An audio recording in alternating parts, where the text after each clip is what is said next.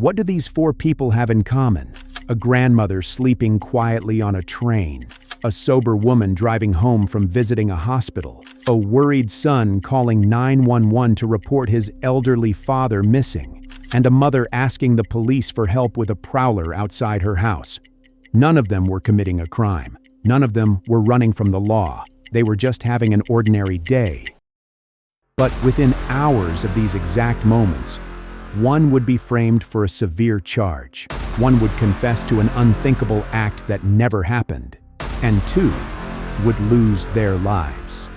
All four had their lives shattered by the exact same thing, the very system they thought would protect them. Today, we're going to look at four terrifying cases that expose a hidden flaw in law enforcement. It's a pattern so consistent, it operates like a machine. And the scariest part? The exact same thing could happen to you tomorrow, just by dialing 911. Let's start at the beginning. Let's talk about first contact. Here's the detail that connects all four of these cases before anyone gets hurt. In every single one, the victim was either doing absolutely nothing wrong or actively asking the system for help. We're not talking about suspects fleeing a crime scene. We're talking about the exact kind of people the police are supposed to serve. And yet, the system didn't see them as people to protect. It saw them as problems to process, to arrest, to interrogate, and in two cases, to take their lives. Notice how ordinary these beginnings are, because that's what makes this so terrifying. It doesn't start with sirens. It starts like this. Tanya Day, December 2017. Tanya Day, a 55-year-old Aboriginal grandmother, buys a ticket in Echuca for a regional train to Melbourne. She's headed south to see her daughter, Kimberly, who's heavily pregnant and needs her mom. Tanya has a few drinks before boarding, finds her seat, gets tired, and falls asleep. That's the inciting incident. A woman sleeping on public transit. It happens 1,000 times a day all over the world. But a train conductor looked at Tanya, a sleeping Aboriginal woman, and decided she was unruly. He called the police.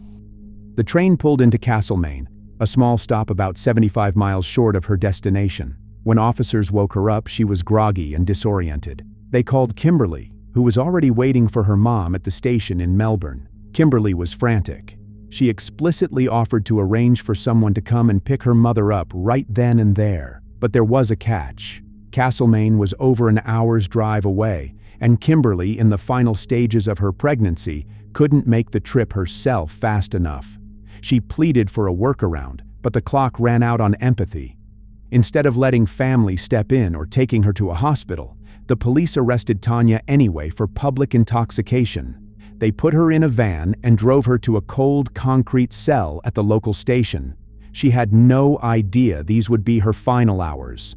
But while Tanya's first contact was a matter of extreme bias, our next case shows what happens when the contact is a calculated trap. Teresa Odom, Jackson County, Florida, February 2018. Teresa Odom is driving home after visiting a sick relative in the hospital. She's completely sober. She has no criminal record. She's just a grandmother trying to get home. A young sheriff's deputy named Zachary Wester pulls her over. He claims her brake lights are malfunctioning. Hi, how are you? I'm good. Should I turn in here to get off? You're fine, you're fine. Deputy Wester with Jackson County Sheriff's Office. Reason for my stop is your brake lights. And then he says the magic words, "I smell an illicit substance." In American law enforcement, that phrase is a skeleton key. It gives an officer probable cause to search your car. You can't disprove a smell. Teresa knows she has nothing to hide, so she consents to the search. Deputy Wester puts on his black tactical gloves. He leans into her truck. And in a matter of minutes, Teresa's ordinary day turns into handcuffs, a devastating criminal charge, and a ruined life. Because Deputy Wester didn't find contraband in her car. He brought it with him. And Teresa was just one of over 100 innocent people he did this to. Deputy Wester used physical evidence to frame Teresa. But out in California, the machine didn't even need evidence to ruin a man. They just needed him to ask for help. Fontana, California, August 2018. Thomas Perez Jr. comes home, and his 71-year-old father is gone. His dad's wallet and phone are still on the counter. Thomas does what any concerned son would do. He calls 911 to report his father missing. When police arrive, they notice Thomas is incredibly anxious. What they interpret as suspicious behavior is actually a medical crisis. Thomas has bipolar disorder, and he hadn't taken his prescribed psychiatric medication in 48 hours. Abrupt withdrawal from these treatments causes severe paranoia, confusion, and emotional collapse. The officers were told about his condition. They knew he was off his meds. They decided to bring him into an interrogation room anyway. Bringing a mentally vulnerable man into a police station is dangerous. But sometimes, the danger comes directly to your front door. Springfield, Illinois, July 2024. Sonia Massey, a 36-year-old mother, is spiraling into a severe mental health crisis. She has paranoid schizophrenia and is suffering from intense delusions that someone is out to get her. Her mother, seeing this paranoia, knows exactly what might happen. She knows Sonia might panic and call the police. Trying to protect her daughter, her mother calls 911 the day before just to warn them. She explicitly tells the dispatcher about Sonia's schizophrenia, adding a desperate, prophetic plea: "Don't send any combative policemen who are prejudiced, please. I'm scared of the police." She was trying to get ahead of the machine, but the very next night, Sonia's paranoia takes over. She hears a noise outside. Terrified, she calls 911 to report a prowler. The system ignores her mother's warning. Instead, they send Deputy Sean Grayson. Grayson had bounced around 6 different law enforcement agencies in 4 years. He had a military discharge for serious misconduct, 2 severe driving violations, and a reputation as a loose cannon. A psychological evaluation literally noted he needed to slow down to make good decisions. This was the man standing on Sonia Massey's porch. 4 people: a sleeping grandmother, a woman driving home, a son looking for his dad, a mother scared of the dark. In every single case, the system had an off-ramp. Tanya's daughter offered to pick her up. Teresa was completely sober. Perez's father was just traveling. Sonia's mother explicitly warned dispatch about her mental state. The system heard all of this, and in every single case, the system chose the most aggressive option available. That's not an accident. That's how the machine is built. Let's talk about what happens next. Let's talk about the escalation. Because what happens next follows the exact same logic. Once the system decides you're a problem, it will escalate until it has resolved you, not the situation, you. Let me show you what I mean. When Tanya Day arrived at the Castlemaine police station, she was processed like a package at a warehouse. Shoes off, jacket off, placed in cell 1, a concrete room with a hard floor and a camera in the corner. Remember? Her daughter had already offered to pick her up. Police guidelines explicitly state that intoxicated individuals should be taken to a hospital or released to family if possible. Tanya should have been in a hospital bed or the back seat of her daughter's car. Instead, she was locked in a concrete box.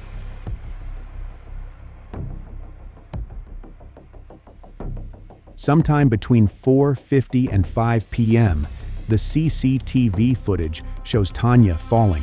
She hit her head against the concrete wall, hard enough to cause a catastrophic internal head injury. If caught quickly, this kind of trauma can be treated. If caught. Police manual rules required physical checks every 30 minutes. That means opening the hatch, looking at the person, making sure they are breathing. But the officers assigned to Tanya conducted what the coroner later called illusory checks. They didn't open the door. They just glanced through the blinds for 6 seconds. 6 seconds. That's not a wellness check. That's what you do when you walk past an office to see if the light is on. By 6:38 p.m., Tanya was lying completely motionless on the hard floor. An officer did a 6-second check, saw her on the floor, and did absolutely nothing. When asked later why she didn't investigate, a sergeant said, "She was an intoxicated human being sleeping on the floor, which is not unusual." An intoxicated person on the floor was so normal, So expected that a woman suffering from a severe internal injury didn't trigger even basic human curiosity. They finally entered the cell 3 hours after she fell. They couldn't wake her up. She was airlifted to a hospital, lay in a coma for 17 days, and passed away. Tanya Day lost her life to a culture of absolute neglect. But back in Florida, Zachary Wester's escalation wasn't neglect. It was highly engineered sabotage. Teresa Odom is standing on the side of the road, confused. Deputy Wester is searching her truck, but if you watch Wester's body camera footage closely, you see the trap spring. Right before he puts his gloves on, he has something hidden in his closed hand. A small plastic baggie of illicit narcotics. He leans into the car, his body conveniently blocking the camera's view. And like a magic trick, he finds the contraband. Teresa is shocked. She begs him. She tells him the bag isn't hers, that she had just cleaned out her purse that morning. Wester doesn't care. Yogurt, sir. I know. Okay. It's yogurt. How about this, though? That is not mine. No, sir. Okay. I'm not going to ask you any No, direct, hold on. sir. I'm not going to ask you any direct questions. I'm going to read you your rights first, okay? So just hang out with Deputy Heike here. What is this? But here is where the scheme gets truly sinister. The field tests. In cases like this, Wester didn't just plant evidence, he falsified the science. When he pulled over another innocent man, Stephen Van, Wester performed a field test that turned blue, which meant negative. But Wester looked the man in the eye and told him it was a presumptive positive. When investigators finally searched Wester's patrol car months later, they found a mobile evidence tampering kit. Hidden inside his tactical gloves was an unused field test kit with illegal substances already loaded into it. Teresa was arrested and stripped of her credibility. Because when a uniformed officer says he found contraband in your car, the system believes him. Every single time. Teresa survived her encounter with the machine. But for Thomas Perez Jr., the escalation was a 17-hour psychological nightmare.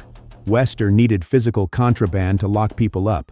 But what happens when the police don't have any evidence at all? They manufacture it inside your head.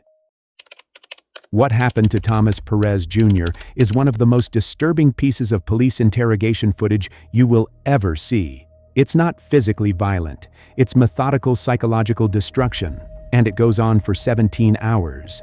Detectives brought Thomas in for questioning about his missing father. Remember, Thomas hadn't taken his psychiatric medication for 48 hours. He was in severe documented medical withdrawal. The detectives used the Reed technique, an interrogation method notorious for producing false confessions. They told Thomas they found physical evidence of a violent struggle on the walls. They told him a specialized K-9 unit found the worst kind of evidence. They told him his father was gone, and that Thomas was responsible. You killed him. And he's dead. And your dog is sitting here looking at you, knowing that you killed your dad. None of this was true. The dog alerted to nothing. There was no physical evidence, and most importantly, his father was alive.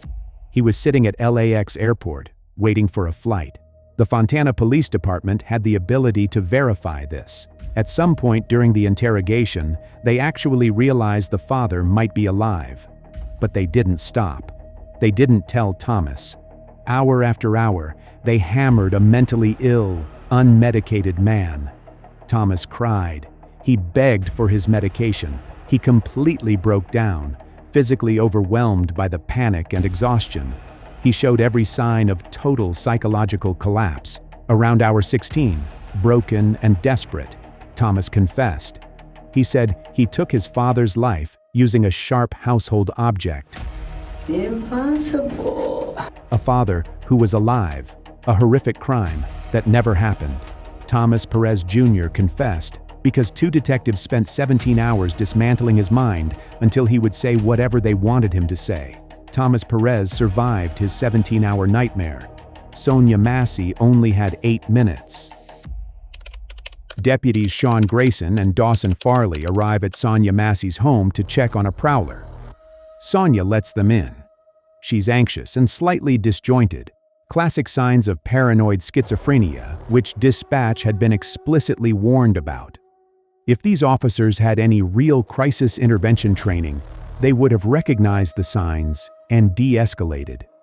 Instead, Grayson notices a pot of water on the stove and tells her to move it. Sonia picks up the pot. What happens next takes exactly 10 seconds. Grayson's demeanor violently shifts. He perceives the pot of water as a lethal threat. Sonia, holding the pot in her own kitchen, says, "I rebuke you in the name of Jesus." It's a prayer. It's what you say when you feel spiritually threatened. Sean Grayson draws his firearm and fires a fatal shot. He didn't step back. He didn't use a taser. He didn't create distance. He just fired.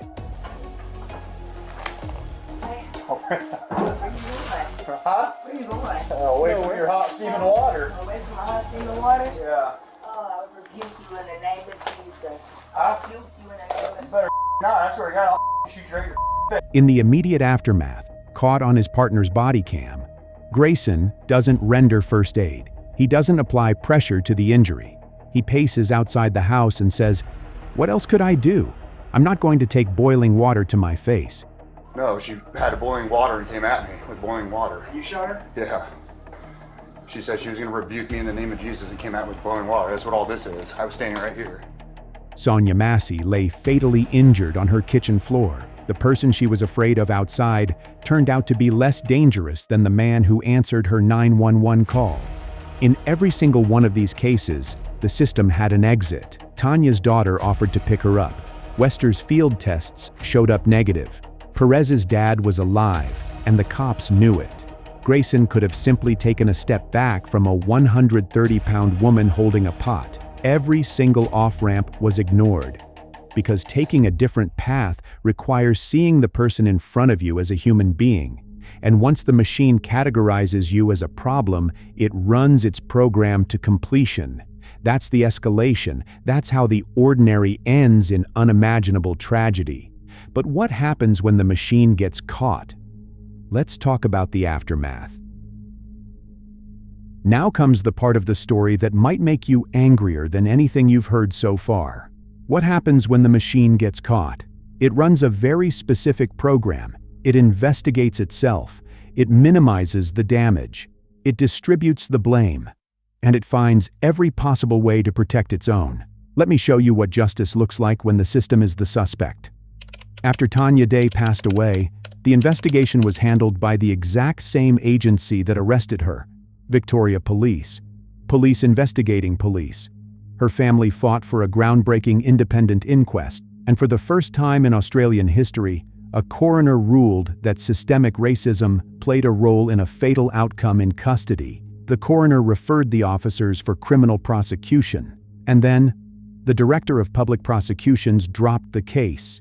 No charges, no trial, no explanation given to the family, zero accountability. But here is the most infuriating part. Back in 1991, a royal commission explicitly told the government to stop arresting people for being drunk in public. They warned that these arrests were disproportionately claiming the lives of Aboriginal people and demanded that public intoxication be treated as a medical issue, not a crime. For 26 years, the government did nothing. It wasn't until Tanya lost her life on that concrete floor and her family fought a massive legal battle that the state of Victoria finally decriminalized public intoxication in 2023. They took police out of the equation entirely, replacing concrete cells with health-based sobering-up centers. The knowledge existed. The recommendation existed. The solution existed. It just took 32 years and the tragic loss of a grandmother to make it real. Tanya's officers walked free. In Florida, Zachary Wester actually went to trial, but the machine still protected itself. When a brand new prosecutor named Christina Pumphrey noticed that Deputy Wester was arresting an impossible number of people for illicit substances, she flagged it. The response from her bosses? They told her to stop looking. They told her to keep innocent people in jail while the bureaucracy figured out what to do. She had to blow the whistle just to get an investigation started. When Wester finally went to trial, the jury saw the body cam footage. They saw the planted contraband. But because the system conditions juries to believe police officers, they only convicted him on 19 of the 67 charges. The rest, the cases where the footage was just a little too blurry, resulted in acquittals. Wester was sentenced to 12.5 years, but he appealed his most serious charge, racketeering. His argument? Racketeering requires a criminal enterprise, and he acted alone. The appeals court agreed. Think about that. Because he didn't recruit accomplices, he gets a discount. He weaponized the entire sheriff's office infrastructure to frame over 100 people, but because he was a lone wolf, the system says it's not organized crime. And the reforms? There are none. No mandatory body cam audits, no statistical tracking. The exact same blind spots that let him operate for 2 years are still there. Wester got a reduced sentence. But out in California, the detectives who psychologically tormented Thomas Perez Jr. got something much better. When Thomas Perez Sr. was found alive and well at LAX airport, the false confession his son gave became worthless. Thomas Jr. was released. He sued the city of Fontana. The city settled for $900,000. That's taxpayer money. And the settlement came with standard legal language, no admission of wrongdoing. But what happened to the lead detective who spent 17 hours psychologically breaking a mentally ill, unmedicated man? Was he fired, suspended, reprimanded? No. He was promoted. He became the chief of police. Impossible. Outraged advocates took this to the California state legislature. They passed a bill that would literally ban police from lying about evidence during interrogations. It reached the desk of Governor Gavin Newsom. He vetoed it. He claimed the bill could interfere with legitimate investigative techniques. Techniques like telling a son he took his father's life. Thomas got his trauma. The taxpayers got the bill. The detective got a promotion. And the law protecting the right of police to lie remains exactly the same. In 3 cases, the system refused to punish its own. In Sonia Massey's case, they didn't have a choice, but they still found a way to soften the blow. Deputy Sean Grayson's body camera footage was too clear to ignore. He was indicted on a first-degree charge. But at trial, his defense argued that even though his fear of a woman holding a pot of water was objectively unreasonable, his fear was genuine, and the jury bought it. They convicted him of a lesser second-degree charge. Instead of facing life in prison, Grayson could potentially be released in 8.5 years. 8.5 years for firing a fatal shot at a woman in her own home. The sheriff who hired him quietly resigned. No charges. After her passing, Illinois passed Sonia's Law to crack down on wandering officers who bounce from department to department escaping discipline. It also aimed to fund mental health response teams. But here is the hardest truth of this entire video. Laws can't fix a system that ignores the information it already has. Sonia's mother literally told the 911 dispatcher that her daughter was schizophrenic. She begged them not to send combative cops. The system heard her, and they sent Sean Grayson anyway. Sonia's Law exists because Sonia Massey is no longer with us. If the machine had just listened to a mother's warning, neither the tragedy nor the law would have been necessary. Over the last few minutes, we've looked at 4 cases from 2 countries. At the beginning of this video, I told you these weren't 4 separate stories. They are one story, one machine, running the exact same program, producing the exact same result. I want to be very clear before we end. I am not saying every police officer is corrupt. I am not saying there are no good departments or communities where law enforcement works exactly the way it should. But I am saying this. The 4 cases in this video are not anomalies. They are not the product of a few bad apples slipping through the cracks. When the exact same sequence of events happens in Australia and America in 1991 and 2024 to an Aboriginal grandmother, a white driver, a Latino son, and a black mother, that is not human error. That is a structural feature, a system designed to prioritize its own preservation over the safety of the people it serves. The system deals in categories and statistics, but I want to pull you out of that framework. I want to end with the names. Tanya Louise Day, 55 years old, a grandmother who taught her grandkids to throw boomerangs. She fell asleep on a train. Teresa Odom, and dozens of others, ordinary people driving home, devastated by a man with a badge and a bag of contraband hidden in his glove.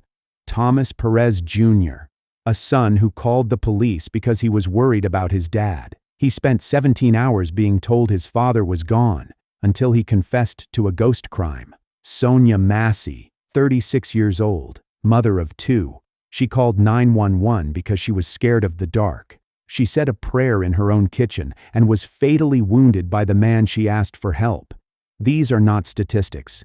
These are people who woke up on ordinary days, did ordinary things, and had their lives shattered by the institution that was supposed to protect them.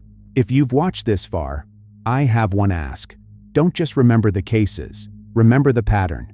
Because the next time it happens, and it will happen, you'll recognize it. You'll see the machine. If this video meant something to you, share it. Not for the algorithm, for the names.